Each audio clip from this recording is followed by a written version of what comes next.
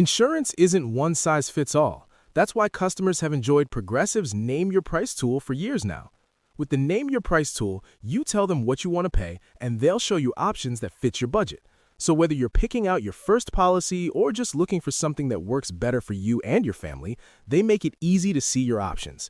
Visit Progressive.com. Find a rate that works for you with the Name Your Price tool. Progressive Casualty Insurance Company and Affiliates. Price and coverage match limited by state law. Forever Dog. When your first choice is a big old bus, you turn around and boom, you end up with a sloppy seconds. Oh, diva. Ooh, ah. Our number is 213-536-9180. Our email is sloppysecondspod@gmail.com. Now, on with the show. Hi, you fucks, you stupid little fucks, you dirty little fucks, you nasty little fucks, you stupid little fucks. I hope you're staying inside. And I swear to God, wear a mask. It's not a political statement. Just put a fucking mask on, you fucking moron. Welcome to Sloppy Seconds with Big Dipper and Meatball. Bow, bow, bow, bow, bow, bow, bow. Wow, you're energized this morning, Diva. I woke up angry. And explain to me how that's different from the other ways in which you wake up. Because normally I wake up and I actually wake up and it's the calmest part of the day. I'm the easiest to talk to. I walk around, I do my normal stuff, I have my coffee, and then around 2 the anger sets in. But this morning I woke up and checked my Facebook and someone posted something about like the swabs that are 6 inches long that go up your nose implant a chip in your brain. They're not testing you for COVID. It doesn't exist. They're just trying to control you. And I was like, this is not what I want to read. So then I just spent all morning deleting everybody. And now I'm just going to delete my Facebook. I'm in a manic episode.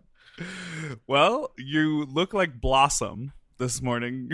Oh, yes. Also, my hair is a mess, so I just grabbed the nearest hat. And the shirt that I'm wearing isn't a shirt. It's a pair of pants that goes all the way up to my neck.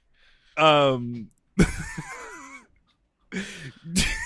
remember wait a minute. I might need to, like, maybe we should reschedule this for an hour from now. No. I'm just kidding. Like you. That's I when like I'm wild.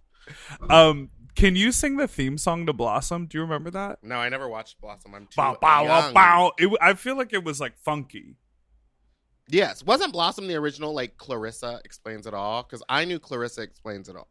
Yeah, Mayim Bialik. Did you ever watch that show Noah's Ark? Yes, I did. Okay, so they just had a 15-year reunion, which is so exciting.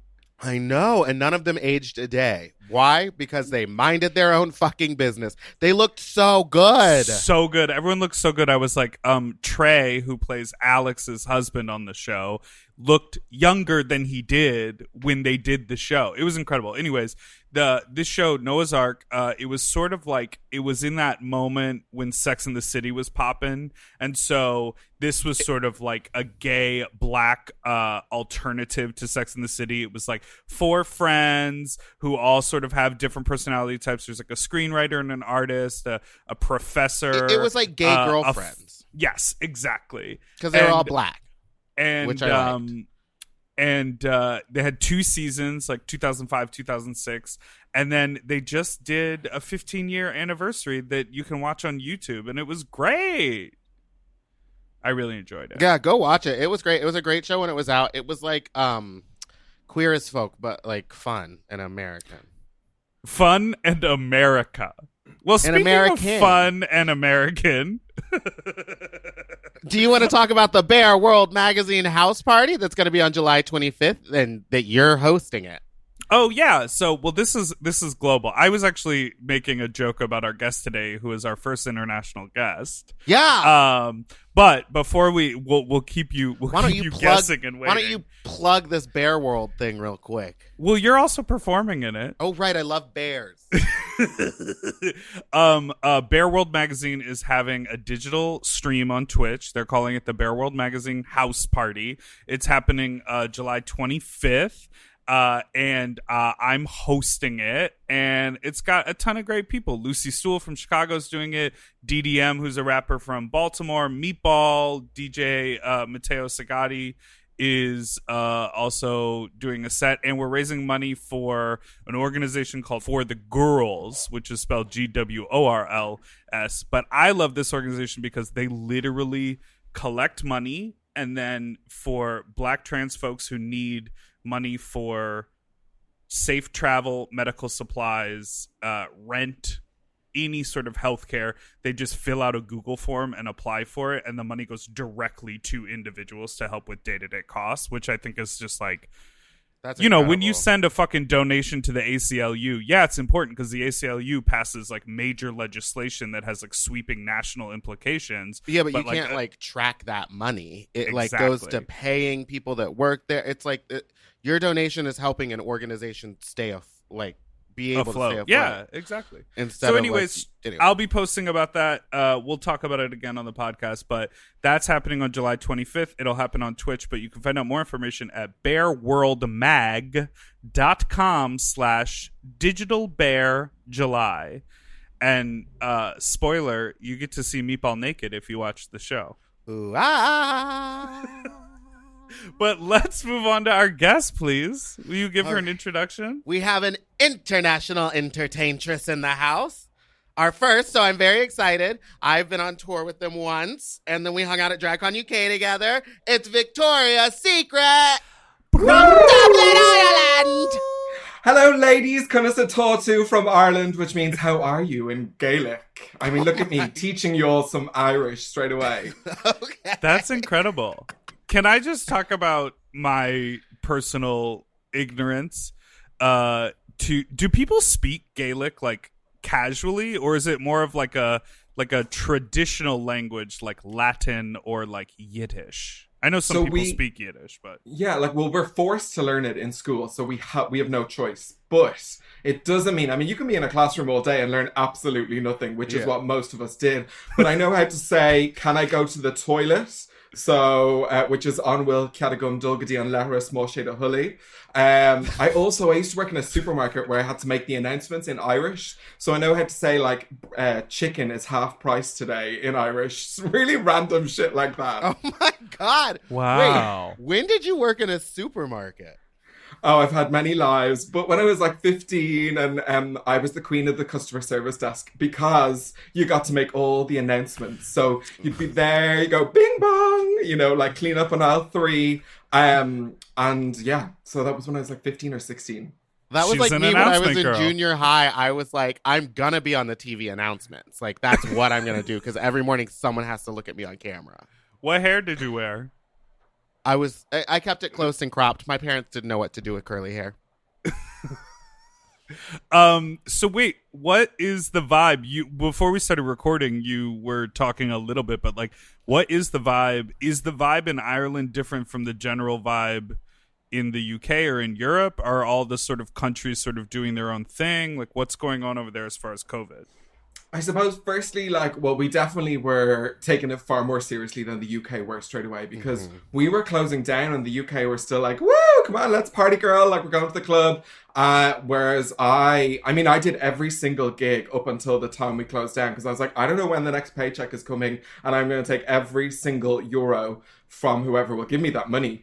And we are shut down since the 11th of March and we look like we're going to be back open on the 20th of July. But like nobody even knows what that's going to look like. Are we going to be able to like be anywhere near anyone or is everyone going to be in separate corners? The UK has started to open up though before us. Wow. Yeah. That's insane. Well, what? So you don't even know like what are the numbers there? Because we kept saying that we were going to open up, and then the numbers got really bad, and then we immediately shut down again before some of the bars could even open their doors. Yeah, So it's actually really not too bad here. And when I say not too bad, I mean in comparison to, say, you know, parts of the US. But like, I left group chats. I stopped watching the news. Like, I, you know, spoke to my good sister about getting me some Xanax to get through that first month because I couldn't breathe some of the days just from like my friends being like, oh, did you see how many people this, that, and the other? And I'm like, no, like, leave me alone. So... And plus, like, in the space of 48 hours, I think 70 gigs disappeared off my calendar. And I was like, you know, I only do this, nothing Yeah. else. I have a I was mortgage. going to ask. So you are like, you constantly are working. This is your job. You put together the Holy Tea tours. Like, you're one of the producers for that. This has rocked you completely. What are you doing? But you already stepped up and you already came out with a podcast. You've been doing these incredible digital shows that people need to get tickets for. But like, what else is there to do? Yeah, well, I just want to say I wasn't one of those really fucking irritating people that started a podcast during lockdown. Your podcast had already existed. It was existed. before. Yeah. Petty Little Things, because I loved it. Thank you. Well, we've been annoying people for months trying to make people listen to us talk shit. But yeah, we did that. And then I was like, honestly, I was looking at the US and all the girls were starting to do these Instagram shows. And I was like, okay. We don't have a tipping culture over here. Like, you know from being over here, you guys, like, you're all like, oh, should I tip here? Should I tip there? And like, a lot of the times it's not really a big tipping moment. So the girls were making their money off tips. And I was like, how the hell are we supposed to when people don't tip? So I'm a bit of a digital diva. By the way, credit to you. How does it feel to have invented the word diva and then every drag queen around the world having stolen it from you? It feels just as good as inventing Sitting Alone in VIP literally 3 years ago and it just now becoming popular. Right. So true. So true. But anyway, did you help to make Candy's post viral? Yes. 2018, I think, Halloween of 2018, me and Layla McQueen read that monologue aloud, and then the next night, me and Kimchi and Bob were all doing the Sitting Alone in VIP, and then it started getting popular again like 6 months ago, and everyone was like, "What the hell's going on?" I was like, "I don't know, I'm just letting it happen." Yeah, we've been doing digital shows every week. We have done the weirdest shit. Like, we've done Blind Date. So I don't know if you guys have Blind Date over there, but it's like a dating show where you don't get to see the people. So like 16 random gays around Ireland from the worst Wi-Fi areas known to man in their sitting rooms, like absolutely drunk off their asses, going on virtual dates with like a couple of hundred people watching, and people would buy a ticket. We did Stars in Their Eyes, which is people doing impressions of different like famous people. More so, not amazing, but we're not going to go as bad as some of the Snatch Game people last week either.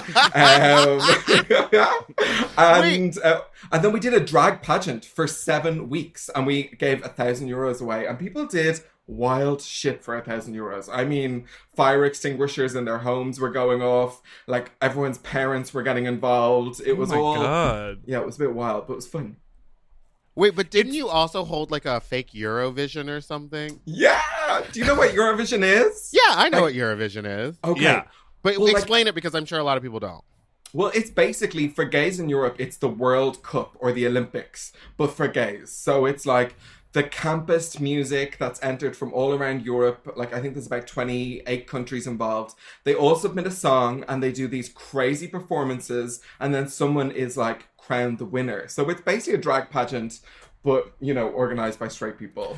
And a lot of gay people in the States learned about it a few years ago when her name was Conchita Wurst? Conchita Wurst, yeah. Yeah. And does she identify as trans? I don't think so. No, just as a drag queen.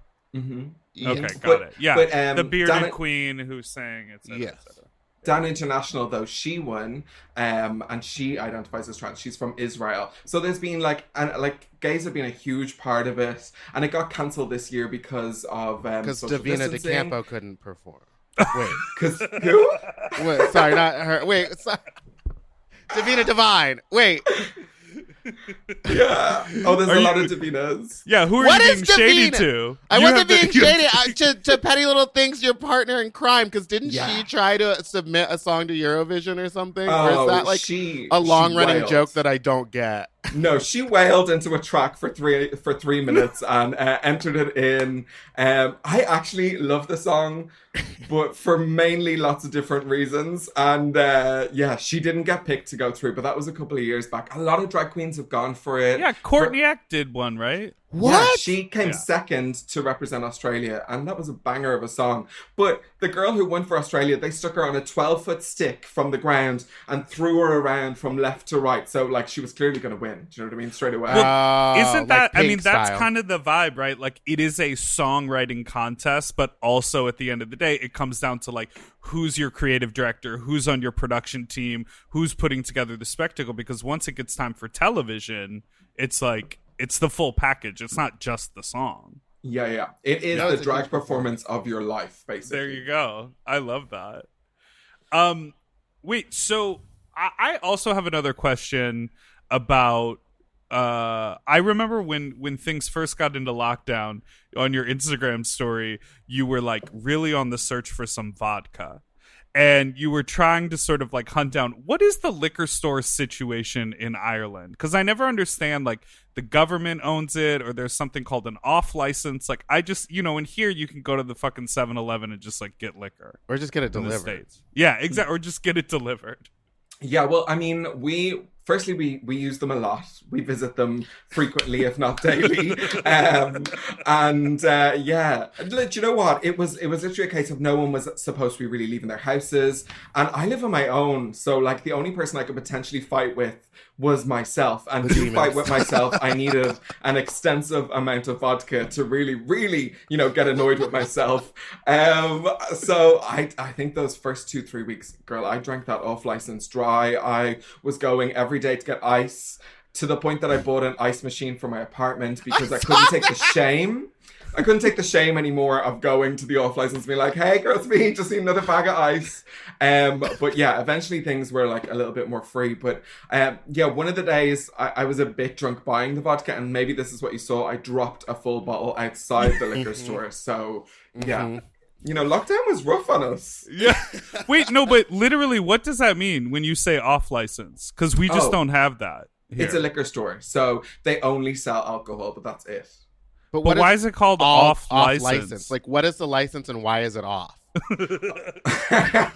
I think it comes from like to run a bar here, you need a bar license. So I think you have an off license to sell just liquor outside of that. Yeah. Sorry, it's not more interesting. Did you, Meatball, you got that hat from the off license hat store? Yeah, baby. It should have been illegal. Meatball, where did we go to, like Norway or Sweden or somewhere? Did we? Yeah, we went to Norway and Sweden, I think. Yeah. Yeah, isn't that the country that like the off or the liquor store closes at like 4 p.m. in the day or something? Yes, that was one of the things. Also, one of the things I realized was that like a lot of those small towns, there's not like in America, there's just like little food stores that like just have, and all they had was like little like 7-Elevens with like full sandwiches, which is a new experience for me. So I was like, oh, I guess this is a food store, but it's like, looks like it's a gas station. All right, I'm in. You're like, I'll eat that. I'll eat whatever. I mean, wait.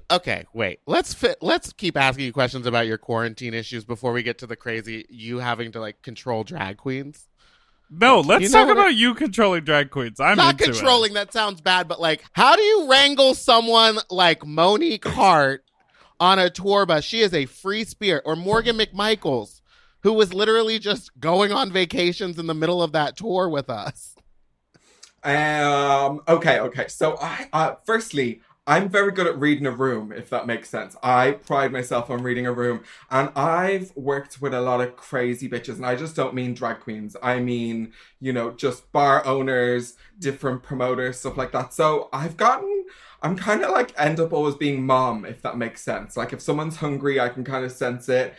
With the crazy bitches, do you know what? I work with a company called Holy Tea, and Paul won't mind me saying this. He can match whatever those crazy bitches are. So I tend to leave those people with Paul, and he will somehow get, them on time. There's like people that I won't say who are always late for meet and greets, but somehow when Paul's involved, they're always on time. I don't know how he does it. Wow. But he does do that. Whereas I'm much more like trying to keep everyone from breaking down and losing their shit. Like, we started in London. Do you remember that first day in London where it was like 40 I couldn't put my degrees? makeup on because it was so hot inside the Clapham Grand that my makeup would not stick to my face. Yeah, that was intense. And 40 degrees, and lots of people just landed like maybe 2 hours before, and we were going straight in to do a show. And that kind of summed up that tour. Sweaty, on top of each other, and yeah.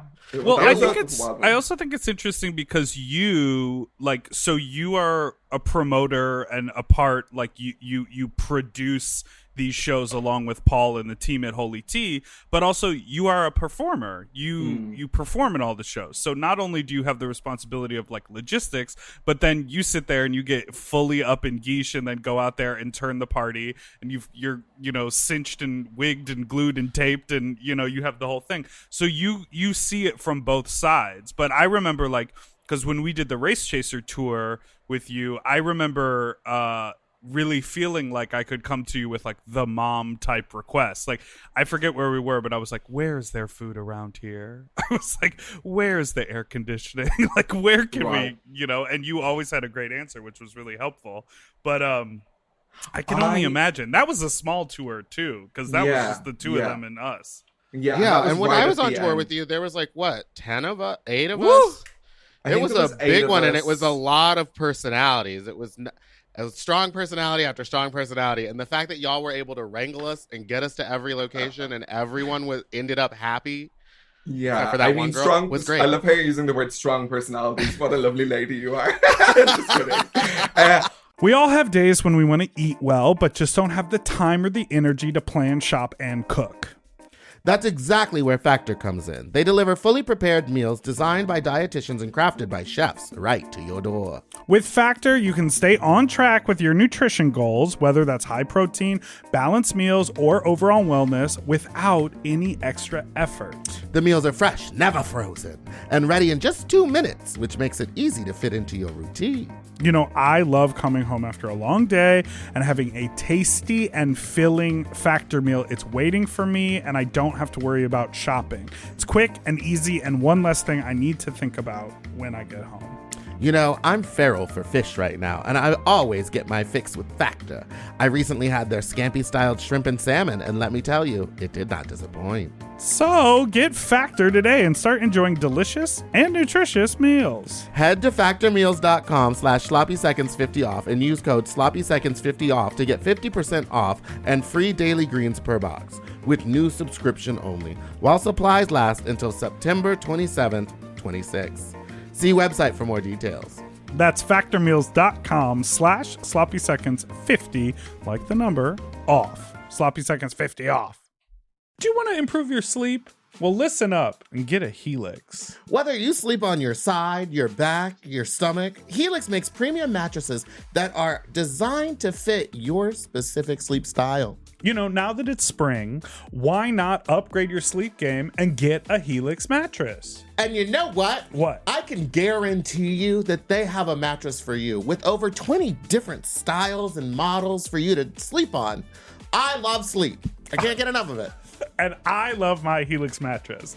So ever since I got the big and tall, I know we go on and on about it, but it's a perfect fit for me. I haven't had a mattress before that I was able to select a model from, and I'm so happy I got to do that with Helix. And I, too, have the big and tall model, and it's perfect for my big and tall body. I loved it so much, I got a second one for my guest room. True. Yes, baby. And the people are sleeping great in there when they eventually do sleep in there. Best of all, Helix delivers right to your door with free shipping in the US, and you can get a 120-night sleep trial to make sure that it's right for you. You also get peace of mind because Helix mattresses are backed by a limited lifetime warranty and have been recognized by experts at places like Forbes and Wired. And me. I am a sleep expert too. Period. Go to helixsleep.com/sloppy to get up to 27% off site-wide during their Memorial Day sale. That's helixsleep.com/sloppy, and make sure you enter sloppy seconds after checkout so that they know that we sent you. helixsleep.com/sloppy. Get yourself a Helix. Okay, something about me. I love shopping. If you love shopping too, you have to check out Rakuten. And all you have to do is shop, shop, shop, shop, shop, shop, shop. And with Rakuten, you get cash back and rewards on almost everything you buy. Exactly. Homeware, daily essentials, jeans. We're talking eBay, CVS, and even Levi's. Ooh, so I can buy a vintage couch, tons of paper towels, and grab a new pair of jeans and still get cash back. And that's not all. You can even stack those rewards on top of sales and coupons. But Big Dipper, how does this magic work? Well, I'll tell you. Rakuten is paid by partner stores to send them shoppers, and then Rakuten passes on some of that money to you, the member. Rakuten is so real for that. Plus, Rakuten has 17 million members who are already saving. Don't you want to become one of them? Join for free at Rakuten.com or download the Rakuten app and start saving money now. That's Rakuten.com or download the Rakuten app today. But you know what? I went to college and my whole goal was to listen to me. I went to college, you guys. No, I wanted to be an event manager. So I was like, right, I'm going to study for 4 years, did the business behind running tours for the arts. And I ended up working in theater for 12 years as a marketing manager and then a promoter for them as well, organizing different shows for them. So I kind of learned all that stuff, like about how to look after people, how to make that. And at the same time, I was doing drag for fun. Like I definitely did not, especially with a name like Victoria's Secret, I regret it every day. I did not set to be doing drag in my living room in 2020, every week. That was not the goal. The goal was to have some fun with my friends. Whereas like now, because I'm doing drag 16 years, now the kids are watching it on TV and they're like, I'm going to be a star. And like, I was just getting drunk and having fun and being awful like on stage. And I truly was awful with shoes that didn't fit my feet and like makeup that was running down my face because it was liquid, and it was the best fun. You just didn't care. Do you know what I mean? Right.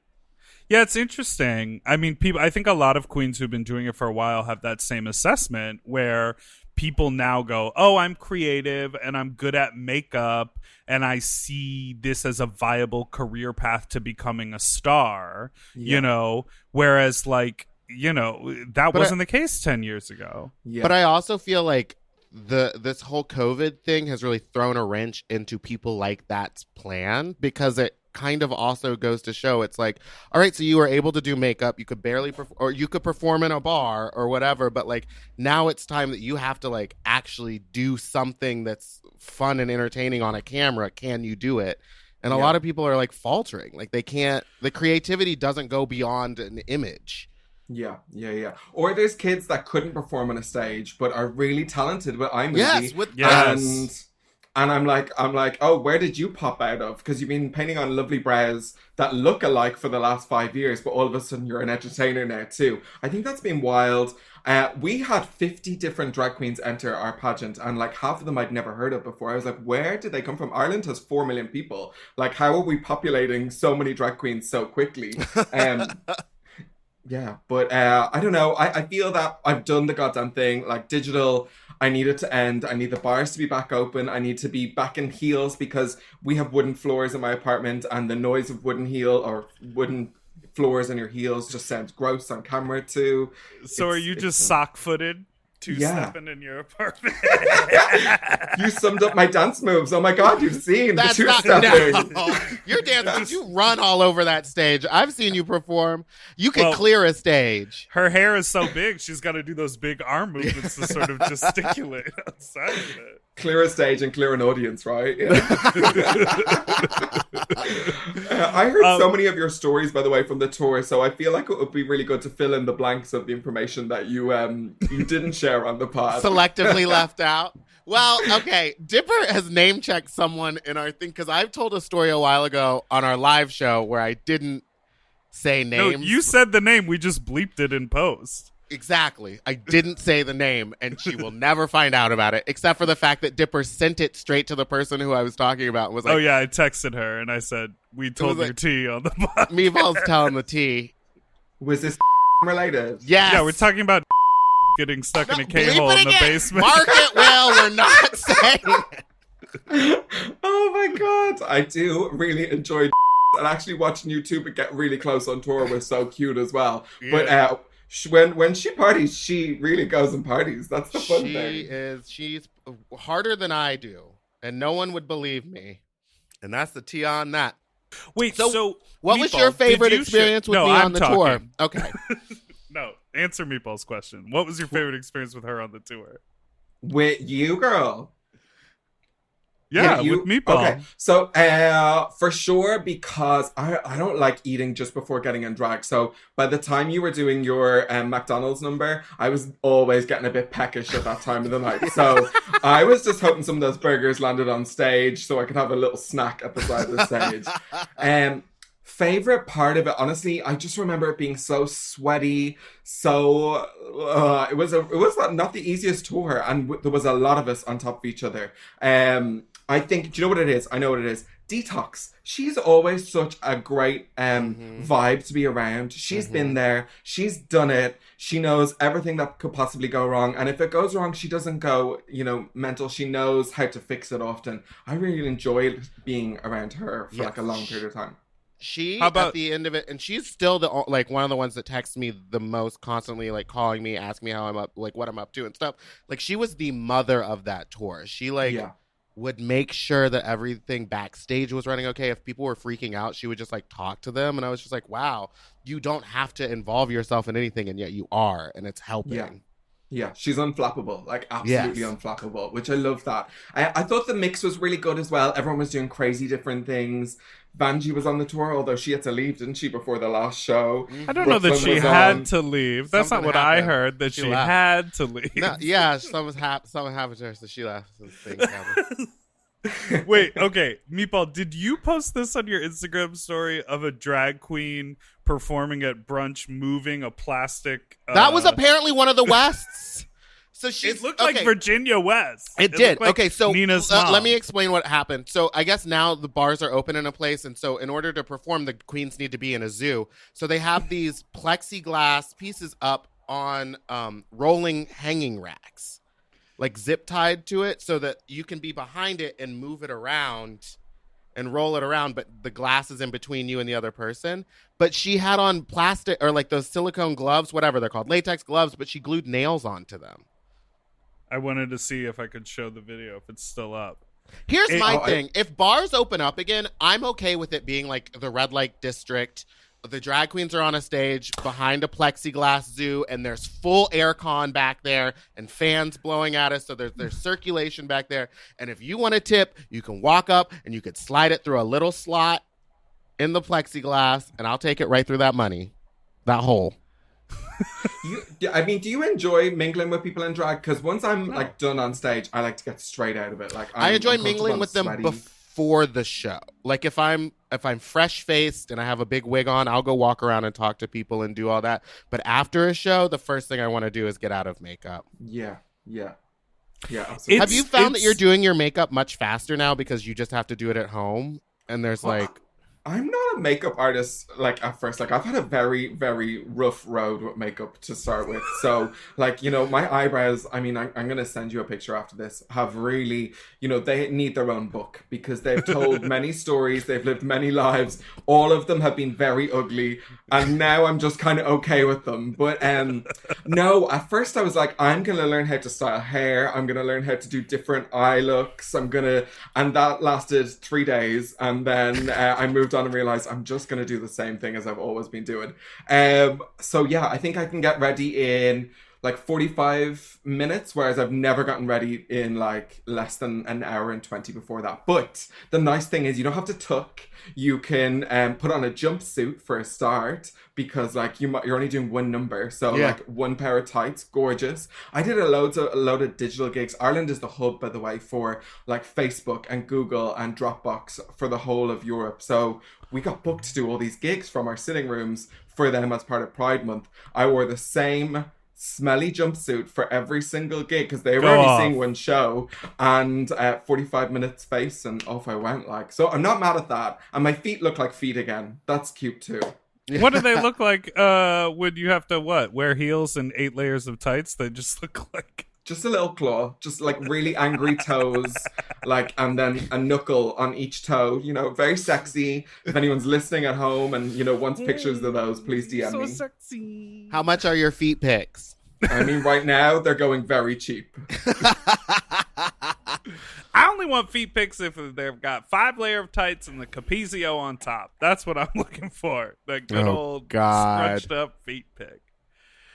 So what are you guys planning for the future? So now, like, when are you don't know when bars are going to open up again, but we're all going to assume that by 2021 we're able to be out. Yeah, totally. I mean, my initial plan kind of got scuppered because for the last month I have been working on trying to do drive-in drag shows at the movie drive-in place. And they emailed me this morning to say that they're actually stopping the drive-in cinema. It's not going ahead. So that's screwed. Oh, no. I have a few outdoor plans that I'm trying to like get together because I feel like it's summer. People will be into that. But really, like, the goal is that hopefully we'll be back touring by November. And I know that sounds really positive, but I mean, potentially. Don't you think, I feel like Ireland and Europe, like, I know that the UK is sort of like more similar to America in the like twisted, like sort of right-wing politics and like, what's his name? Boris Johnson. Yeah. I was just looking at something about risk, and it says like being in a nightclub is actually the highest end of risk because it's loud. You're drinking, so you don't have a mask on. You get drunk, so you don't keep social distance. You start yelling because it's loud. Like it's the highest risk. But attending a show where like the audience can be masked is less risk. Sitting in a theater is less risk, and then if it's outside and socially distanced on top of that, that's even more or less risk. And once the cases are controlled, those sort of things, as long as they're enforced properly, like it does feel doable. But it's like reinventing the whole wheel. You have to like start from scratch and figure it out. Yeah, and the overheads, like, not to be the business Barbie, but like no, but it's crazy, right? Be the business Barbie. Do you know what I mean? The overheads are still the same. Like, the girls need to get paid, the staff need to get paid, but then the capacity is going to be way less. So, to survive during COVID and do this kind of thing, and especially in a niche like gay entertainment type thing, has been difficult, I think, for lots of people. I can't imagine how it's been to have spent a load of money on looks, go on to season 12, and then sit at home waiting for your life to start. Do you know, that kind of way? So equally, the girls are also going through it. I don't envy that. I would literally be pulling out my hair going, I can't believe it. Like, this was about to take off and it didn't. There is an argument, I think, for some people, especially with the digital show, like if they have enough of a reach, that the argument they don't, some of these queens, unlike you, didn't go to school for event production and don't want to be the producer. They just want to get booked and go do the show.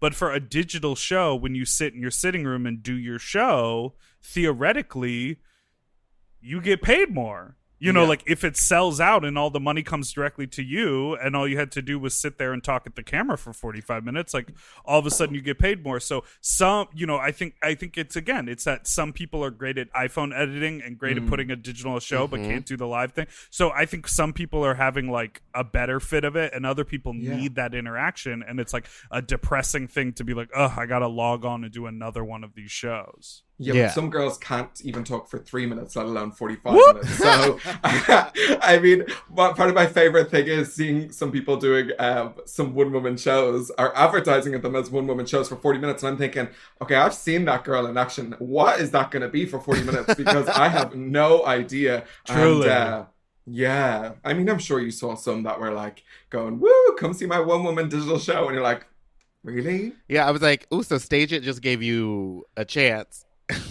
Yeah. They spend the whole time going, guys, comment so I can talk to you about something. Yeah, it's like dead air. Just going, get into this mug for 45 minutes on the staging screen. Oh my God. Why do you, I still just about this whole thing, like I know we've been like quarantined for like over 100 days now, and I had these great plans that I was gonna like make a ton of new costumes and do all this stuff, and I've had more free time than ever, and I've just made to walk one around your house costume, and be angry. Yeah, like nothing gets done, and it's like, why? Because I asked for all this free time now I have it and I won't do anything with it because I'm just like so sad.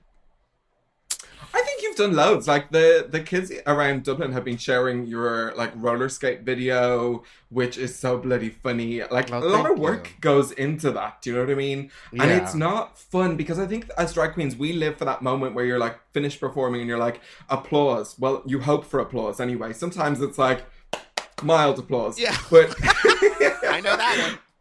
but like for real, like then to make these things happen and then to get no real feedback beyond like a comment on social media, and who lives for that? No, like I No. live for that audience moment. Like it's not fun. Ugh. Yeah, and I don't know. Meatball always makes fun of me for taking so long to produce like my products, but like I shot a music video in February and we've just started the editing of it, and so it's gonna come out, you know, at some point, hopefully in August.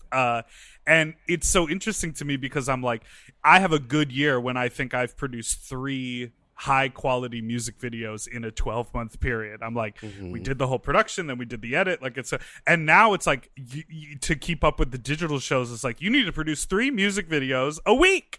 Yeah, no, thank you. No, right. That's why we did all of ours live. I was like, I'm not sitting around editing. You can either perform live in front of the camera and enjoy. Things are gonna Yeah. go wrong, and the beauty in the live stuff is they really went wrong. Like, you know, like really, really badly. Like there was one queen performing, and her friend kept phoning her every 30 seconds. So the music kept stopping, and the phone was ringing, and then she'd start doing her little 5, 6, 7, 8 again, and then the music would stop again, and her phone kept ringing, and people. Like the internet went wild. I mean, in a small, That's compact Irish Actually, way. the funniest. If that was planned, that would have been the funniest thing.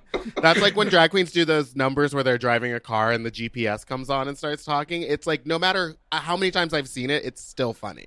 It's Yeah, yeah, yeah. hilarious. Totally. Oh, I might love steal that. that. Let's take a quick break and we'll be right Black.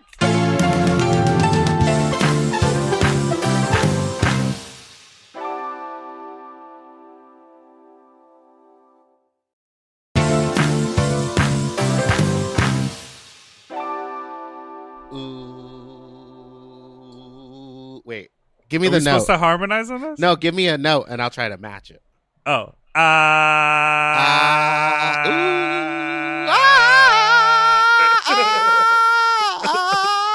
Ooh, close enough. And we're back. Do you know Wicked? I mean, yeah, well, because you forced it down my throat every day for the last year. Oh my god. Oh god. Yeah, girl. Everyone knows Wicked now. Yeah. So wait, what before I want to talk about the podcast a little bit before, but Yeah. I'm curious, you know, obviously along with the pandemic and COVID, in the States, we're seeing this like really sort of exciting energy around Black Lives Matter and really sort of challenging all the like racist systems in place here. But what is the vibe in Ireland surrounding that? I think there was a mixture at the start of some people saying, that doesn't apply necessarily to Ireland. And it took a lot of people using their voices who are Irish to share their stories of what they'd been through in Ireland in terms of racism. And that kind of opened up a lot of people's minds. So I think there was a lot of education just to get the conversation started here. People were marching straight away. It was still in a strict lockdown place here. It's very safe to march here, by the way. Our police do not have guns. Right. They've got a baton. That's the most that they have.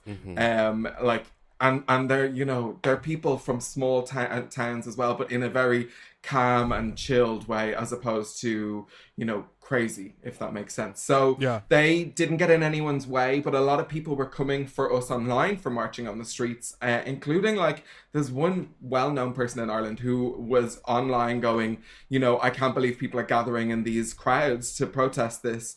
And at the same time, I knew that he'd slid into my friend's DMs looking for a 3-way. Do you know that kind of way? And I'm not about this cancel culture lifestyle. So I ain't here to hold someone accountable. But I'm like, there was a lot of double standards going on. And at the end of the day, it started something, but it was definitely a challenge to get it going at first. Because I think the Irish people are just so like chilled, and they were like, does it really apply here? And yes, it definitely does.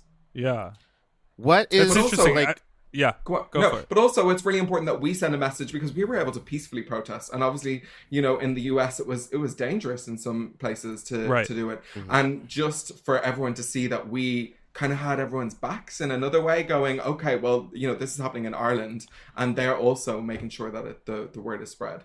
Right, because like the impulse behind so many of the protests was specifically the murder of George Floyd in connection to a long lineage of police brutality, but also that's not the only issue surrounding Black Lives Matter. Obviously, it's the main issue, police brutality and the killing of Black people, but then the fallout is all of the racist systems, and just because your policing system is different doesn't mean those like racial biases or like implicit sort of discrimination doesn't exist. Like that's a global issue that we all need to deal with. So I mean, that's interesting. I've also seen so many articles about the idea that protesting, because it's outside, even if people are get swept up in the moment and like don't have their mask on or whatever, but like the tracing of COVID cases back to a protest is like very small compared to like people going out to fucking eat. Yeah, these Fire Island gays that went out to Fire Island and did their fucking thing and were out there being dumb, and then later like didn't even apologize, fucking doubled down and started posting QAnon stuff and all this like we're putting chips in our brains and the masks don't work and you need this. I don't understand it. It doesn't make any sense to me.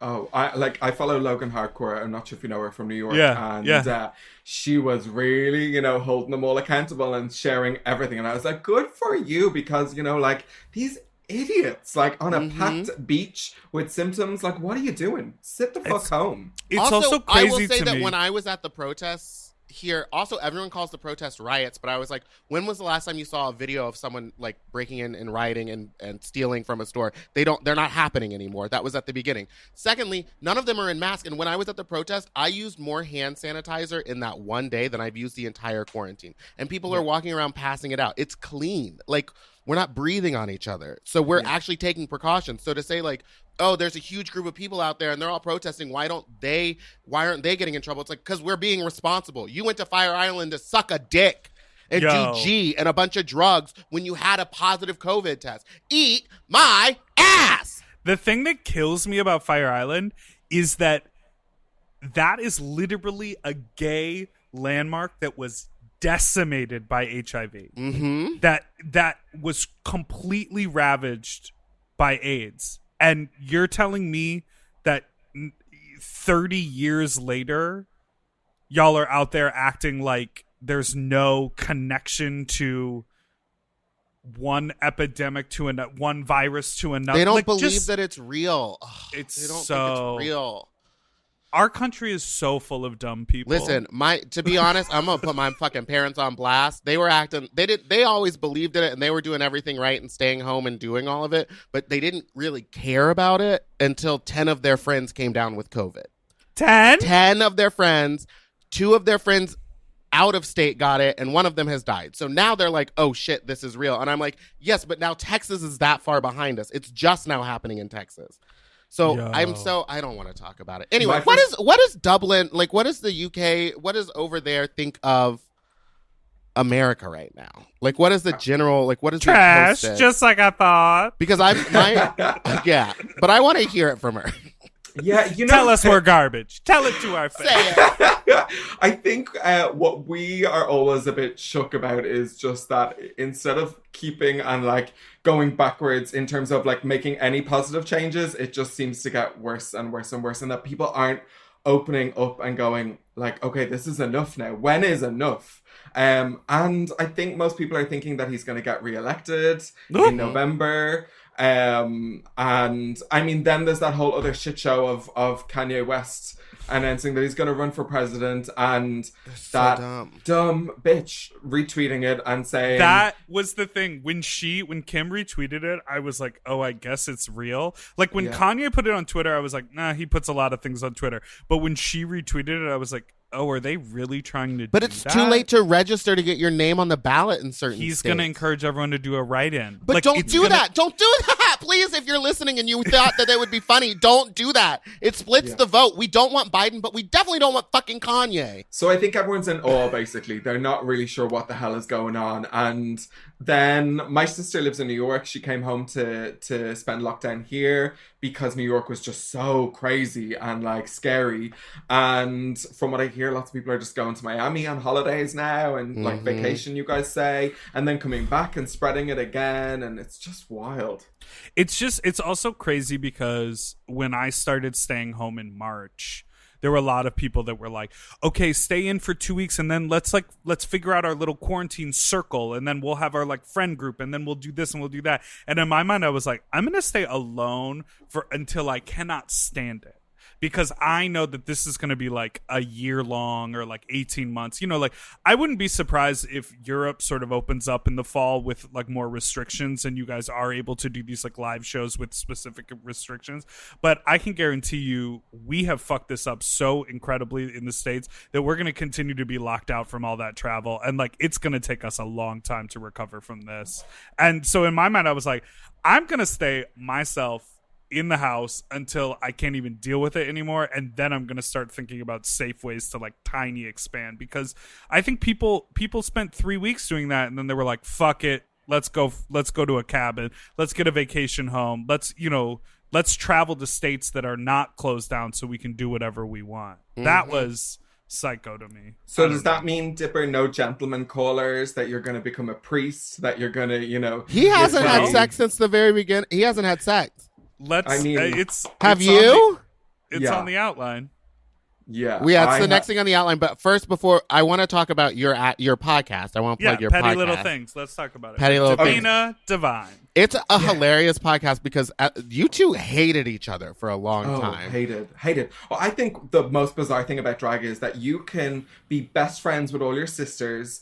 You're working alongside them, but then also you're competing sometimes for work. And that doesn't lead to the best, healthiest relationships sometimes. Where me and Davina went wrong was many different ways. Like, we changed. We'd been friends for like 16 years in drag. 16 years. I wanted to do different things. She wanted to do different things. And then we started saying the nastiest shit behind each other's backs. Didn't speak for 2 years. And that included working together pretty much every week in the same room. So like there was a dressing room and there'd be 6 girls sitting there and you were either having a conversation with me or you were having a conversation with her. They did not, cross-contaminate at all. They were just like... I love the drama. Yeah. And do you think you did that because you just wanted a little excitement? No, we did it because we wanted to have a podcast. So, no. Honestly, I think, when I started doing drag, first thing was, like, drag kind of broke me down a little bit. Like, I was not the most confident person, but I think drag actually made me even less confident outside of drag, because all of a sudden I'd spent so much time looking in like a magnifying mirror at all the different parts of my face and, seeing that one eyebrow was higher than the other and this hook on my nose and like, and people kept celebrating me in drag, and then I'd get out of drag and people were like, not so the same, if that makes sense. And then, on top of that, you'd, especially, 15 years ago, if you were going on dates, it was like coming out every single time you went on a date with someone. You were like, I have to tell you something. I'm a drag queen. And like, people who you don't even know if you wanted a second date would maybe go, actually, this is done now. So you might get rejected by someone who, you don't even know if you wanted to see them again. So that I think happens to Dipper all the time when he says, I'm a white rapper. He goes, come out, too. They go, no, thank you. No, thank you. So I think I changed a lot during all that, and I had to handle some shit, and then she did as well. So the people that were like best friends 16 years ago, suddenly found themselves 10 years later very different people and kind of vibing with each other, and it just turned into 2 years of like bitter betties, like really bitter betties. And then we one night drank a lot of tequila and I cried into her armpit for about half an hour. And I mean, I don't cry. So like I ugly cried. I couldn't breathe. She kept telling me to stop because people were looking and it looked like she just beat me up. And we never spoke about that. We never spoke about why we fell out until we were friends. 2 years later, we started the podcast and we said, we're going to talk about this, but we're not going to talk about it before we start recording. So it was completely natural. And what she remembered, like she used to like call me, there's a promotions company that are like Live Nation over here. So she used to call me like Joan from Live Nation, saying she's not a performer, bitch. She's just a promoter. Like she can't do shit. And I was like, you know, but it was stupid, petty stuff that means nothing. Do you know what I mean? Yeah. It means absolutely nothing. It's a hurtful. And I said lots of other shit, which I'm not going to share right now because I want you all to think that I'm really nice. So out of that, we shared, I mean, we teased for a good 6 or 7 episodes, pretending that every episode was going to be the one where we finally disclosed it. And then 6 weeks later, we were like, okay, people are going to actually... Well, because I started messaging you being like, wait, when are you guys going to talk about it? I want to hear what happened. Yeah. That's a great episode. We did eventually, it's really funny. And I felt like I needed to pay someone like 150 euros at the end of it for just, you know, like having me go through it. It was weird, but... We for people that haven't or didn't speak for 2 years, now we're working together every single week. Like, who would have thought that? That's fucked up. Like, that's so weird. But I think that's really incredible. And like, I think, you know, we talked a little bit before about, you know, young drag queens seeing drag on TV and being like, I'm going to be a star. What I love about this concept is, it's like high concept art. You're like, let's start a podcast and like deal with our bullshit and like actually go for it. And it's that kind of vulnerability that I think makes like a real performer and like a real artist. And I think that's really incredible. Right, totally. And we're go very off, different. Victoria.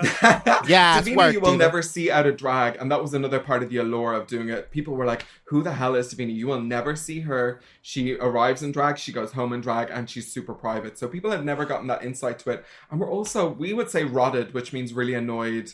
Does that mean the same for you guys? Rotted, like it means really rotted annoyed morally means like ugly. Okay. Yeah. Or busted. But like you can say people's personalities are rotted. Like they're just bad. Yeah. Yeah, well, everything really annoys us, basically. So that's what we talk about, you know, whether it's standing in the queue at like airport security behind a family who are going so slow, you're so hungover and you're like, move the hell up, like, hurry up. Anything from the simple stuff to the really big stuff. It's a great podcast, and I suggest that everyone go listen to it. It's called Petty Little Things. You can get it on Spotify. That's where I listen to it. So, check that out. And now we're going to end things with a little bit of... Fuck time! Okay, so we were saying That this was before. You have put some dicks in butts. Yeah, I definitely have. I just was trying to... I was trying to remember because that particular tour, last year I went through a breakup and I didn't respond very well to it. And sometimes I try and find myself in other people's butts for a long period of time. And when we were on tour for Race Chaser, I was very much in the midst of that. Yes. Yeah, that was, I mean, it was because we had hotels. Every other tour we've been on bloody buses. Call you having 2 or 3 back-to-back gentleman callers in Manchester at the hotel? Yeah, it was a busy day. We had a day off. All day. I was like, after a show, the energy. No, I think we ended up going out to, what do they call the like gay neighborhood in Manchester? Canal Street. Canal Yeah. Street. And we were all meeting up in the lobby, and I think you said, go ahead. I'm going to be a little bit more. And then when we got there, possibly we ran into someone who had just come from your hotel. I remember there was it was a high traffic room for you that weekend. Yeah, it was a busy tour. It was a successful tour. And I needed some rest after it. But yeah, that was the first time because we're often on tour buses, which means you leave straight after and you don't get to meet kind strangers of the night. But I mean, Dipper, you're throwing it to me, but I do recall like some lovely juicy stories at train stations from yourself. So oh yeah, what? I talked about it a little bit, but I attempted to. I think London was the only place that I didn't go out because we were in London for fucking 14 hours or something. Like it was barely an overnight. But every city I went to the bathhouse. Yeah. I found a bathhouse and I went to the bathhouse. What? I loved why you said you were going to the bathhouse, which is not the real reason why you were going, but you To said shower. Sauna. No, I was on an anthropological mission to just like learn about bathhouses Foreskin. and every. Is that what I I said? just wanted to learn You about foreskin said- in every bathhouse. You said that you felt that maybe like bathhouses were in danger of not being around in like, Yes. you know, say 10 years. So you want to be out there and support them with the kindness of your body parts. So yeah. But also, let's be real. You're I bet a so lot of dumb. these, unfortunately, I bet a lot of these bathhouses might be in huge danger of closing down because right now they're just going to have to wait. Like, they're literally just going to have to wait until they can open back up. And even when they can, the first moment they're allowed to open back up, I can't imagine a lot of people will be going to Patreon. Actually, fuck it. I can't imagine a lot of people going. The gays are dumb. Like, I can imagine them immediately swarming there, just being like, it's safe to be out. Yeah, I mean, that's crazy. I think so too. I mean, in Ireland, I'm kind of wondering what kind of license they have. I presume it's a gym license. Like, I presume once the gyms are allowed back open, maybe the bathhouse is allowed open. So then it's kind of, I suppose, down to their own social responsibility about how they handle that. Well, Like, this is what I'm talking about. Glory holes. Yes, I'm like fully. I need to get back into my dick sucking because there was a period of time when that's all I did, and I'm like, okay, so I could come to your house, you could wear a mask, you could pull your dick out, I could suck your dick, we could not touch, we could not kiss, I won't get your droplets anywhere, and That sounds like love to me, baby. just Don't clean your talk to me. Don't kiss me. Pull your dick out. and just clean your dick off after I leave before you take your mask off, so But none of my does his saliva or cummies have droplets- COVID in it? See, Does cummies that's have what COVID? No, I heard maybe Because you might be does. getting a direct injection of that good old CVD-19. I mean, but that is the crazy thing because for me, it's like I think I sucked a dick March 15th, and that is it. You should message him and be like, I just want you to know that that was the best blowjob I've ever given. And the No, last it was one. shitty. I mean, actually, no, it was nice and sort of it was like I was in Long Beach picking up some T-shirts that I had ordered for merch, and I drove past, and then I was on an app, and the guy said, "Come over," and I like went into his like guest house and sucked his dick, and it was dark, and he sort of like met me in the driveway and like nodded for me to come back in the house, and we didn't talk at all. Not a single word was uttered. Heaven. Oh, lovely. Wait, so how did you vet your quarantine sex person? Okay, well, two things. I mean, the first part that I should like, I feel like it's just between us girls, so I'm just gonna share. Yeah, regardless. just between us caraboo-boos. My last lockdown love was this lovely couple that I had been talking to for a long time, who had finally decided that they were open, and I was like, oh dear Jesus, like I have been praying for this moment. And I was in not Dublin, I was in another city when it happened, and I was there for 2 bookings, and the first night that went down lovely, but then the next booking was 2 days later, and the news had changed significantly, and they were like, no, stay another night, stay, and I was like, I actually can't do this again. I have to go. So I went, but you know, the moment was still fresh in my mind from the night before, regardless. And then the other half of it is that I met someone before Christmas. Okay. I thought I was going to be away from January until the end of May, and then life happened. So I really liked him, but I really didn't think I was going to be around. So we just kind of started talking again. The start of April, I'm gonna say. Okay. And yeah, and then as soon as they lifted the distance off, we both had been really, really safe. I knew that because we were talking every day. And yeah, he's still around. So Oh, yeah. come on. I'm sure She you might might have a appreciate- man. Lockdown Well, I'm sure lovers. Maybe not after the couple story, but I'm holding I myself love that. accountable. So yeah, actually, yeah. Do you know what? Lockdown's been really great for so many things like that. Like, constantly, and maybe you guys feel the same. You're just on the go. You never know. Never really think about things. And I was like, I really did like that person. Why the hell did I not pursue that? That's bizarre. But not just that, because now I sound like I'm about to confess my undying love, and that's really embarrassing. But We'll send him the link. It's fine. Maybe he just doesn't listen. I mean, whew. I'm blessing myself. It's an Irish way. Yeah, it is. There's definitely more time to think and reflect and sort of also, I think, really sit in your actions and your behavior. I think when life is like on the go, you can sort of like do stuff and like joke around and be like, that was a bad decision.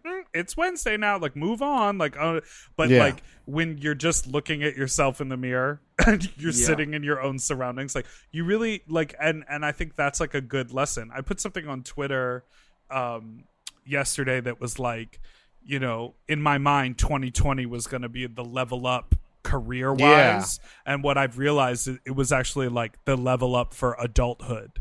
Like there are just so many more things where it's like, oh no, like this is the real world. It is full of problems. It is full of shit. And even though you want to keep going and like doing work and like, especially as creative people trying to make it, like we focus on ourselves a lot. We focus on our image, on what we put out into the world, on how to market ourselves, on how to leverage what we're doing to level up to like more money so that we can survive. And this has really been a lesson in like taking a step back and like seeing where we fit into the large scheme of things. Yeah, and I think we focus, though, on our characters, though, a lot, if that makes sense. What I really loved about lockdown was I was thinking about me. Do you know, the kind of like, I don't cook ever. I was just doing some simple things that were really making me happy. And I was like, okay, maybe I don't need everything I was really striving for before. Maybe I just need this more, like, simple vibe. But now, 4 months later after doing that, give me that crazy manic life back. I'm ready for that. Yes, please. I need to be like stressed. I need to be more stressed out about getting stuff done in order to get it done. Yeah. You know what I mean? Meatball, how's it been being with your partner in lockdown? Because you guys only moved into like a place not so long ago, right? Like a brand new home. And... Yeah, it was like maybe, I don't know. We were living in the house for at least 4 or 5 months before this all happened. It's been great. I mean, we don't really get on each other's nerves at all. We have enough space to like just like not talk to each other if we need to like separate or like do like he does his own thing, I do my own thing. We fuck around. We are still looking for places to have sex in public because we're bored. You know, spice it up. But don't go out in public dressed like that and try to have sex. Actually, that would be great because you just pop the shoulders off and you're just full on. I could just lift the pant leg up. Look, this is the bottom. No, but I know on a previous episode we had talked about how Elysian Park is like for hookups, and so that's also where I ride my motorcycle because they have the water, whatever the thing is. Anyway, it's like all curvy and windy and streets and stuff, and that's where people like at the top of the hill were hooking up. And now that that's in my brain, it's all I can think of. It's like what I think everyone in that park is doing. Like, no, there are a lot of families in that park. That's what I'm saying. I haven't seen people being creepy except for at the top of that one hill, the vista. You can't see it because they park their cars and then you hike down into the woods and then you go into a bush. Like if you go on a hike, I'll report back in a week. Maybe I'll just go walk into a bush. Maybe me and Michael will go walk into a bush and see what happens. You go on the path. He gonna walk into a bush and I'm gonna back up into his bush. You know what I mean? Okay. On that, I think we should end things. Victoria, do they douche out in the woods or do they douche at home before they get there? Girl, if you fucking in a bush, you ain't douching. Yeah, bring a diaper. Ooh ah. Ooh ah. Victoria, thank you so much for being on the show. Oh, you guys, I absolutely adore your podcast. All the girls in Dublin here listen to it as well. So I'm just glad to speak to people that are not my next door neighbors or like the other girls. So yes, I love that. Well, listen, we appreciate you and we appreciate everyone over there in Ireland listening. And I know we talked about it a little bit, but you know, maybe in 2022 we can have a little Sloppy Seconds tour over there and do something. Think so absolutely. I'm like, here's hoping. I'm definitely allowed to hint at it, so you can cut it out if you want, but here's hoping might see Meatball for sure in 2021. Fingers crossed of all going to plan. I literally have the thing open right now to sign it. Okay, gorgeous. Yes. So I'm going to. Yeah, so I'm gonna be there. Yeah, you all should watch out for that because it was a riot with you last year, girl. I know the whole team is excited to see you back. Being back for DragCon, I was just like, oh my god, I forgot how much I love like everybody. Daniel, is Luke still there, or did Luke move? He's back. Yeah, he's back. Yay! Yeah. I'm so excited. I had such a good time. Everybody go follow Holy Tea. They're up to some nonsense on their Instagram now. Right. And your social media is Victoria's Secret Dublin. Yeah, I'm really, really like. I keep getting complaints from people who have bought things in Victoria's Secret. When I started, that they didn't exist in Ireland, and now they do. So I get customer service complaints. So I'm open to suggestions if anyone wants to help me edit my bloody drag name to so I can stop getting complaints about underwear. Would you ever go by Vicky? Yeah, I think so. I thought about changing it to Vicky on Shaw, which is Irish for here. It means like Vicky here, basically. But How do you spell it? you see, that's the problem. That's what I thought. I was like, people outside of Ireland are going to be like, huh? Yeah. Anseo. You could just shorten both of them. Vicky Seeks. Vicky Yeah. Seeks. What is she seeking, though? What is she seeking? What is 'Cause If she seeks Amy. I'd like to thank my friends in the LGBT community. Yeah. The LGBT. At the LGBT. Listen, I'm thinking about changing my being name so too because I just articulate. realized that the SEO on that is not good for a meatball. You just realized that? Yes, yes, I did. I just said that, you bitch. Girl, we've been talking about that. You just Google meatball and what comes up? A picture of a Of meatball. A recipe on But Bon if you type Appetit. in meatball drag queen, you get pictures of me from 4 years ago. And Well, girl, that same is as the tea. me. Same as me. If you Google Big Dipper, the constellation comes up. But if you Google Big Dipper rapper, pictures of you come up. Hold on, let me see what happens if I Google Victoria's Secret drag queen. Oh no, I bet it's just a bunch of queens in Victoria's Secret. No, Yeah. I bet it's Oh her. no, it's literally you by your first ass. Your legal name is out here. Oh, okay. It's yeah, a- I don't mind it's a- that. It's your full celebrity features. Okay, What's people this? don't need to listen to Okay, us all use right, all right, Google. goodbye, Let's wrap okay. up this fucking show. Thanks so much for listening to Sloppy Seconds. You can follow us on Instagram at SloppyPod and send us an email at sloppysecondspod@gmail.com. Next week, we are going to do some voicemails. Yes, There's so please, there's some cute ones in there. please keep calling in and leaving us emails. Can't wait to be back at the George. Oh my God, bring it on. Falling down the Bring it. stairs. Did you fall down the stairs? When I was there with Dragula, yeah. Oh, you girls got crazy that night. I do remember that night. They have a beer that tastes like tequila. Okay, we have to. Yeah. Okay, so that's it. Bye. Thanks, Bye. Victoria. Thank you. Doodle-doo-doo. Forever Dog. Sloppy Seconds is a Forever Dog podcast. Executive produced by Brett Boehm, Joe Cilio, and Alex Ramsey. Mixed and mastered by Will Pitts. Our cover art was drawn by Christian Cimarroni. And our theme song was written by Mike Malarkey.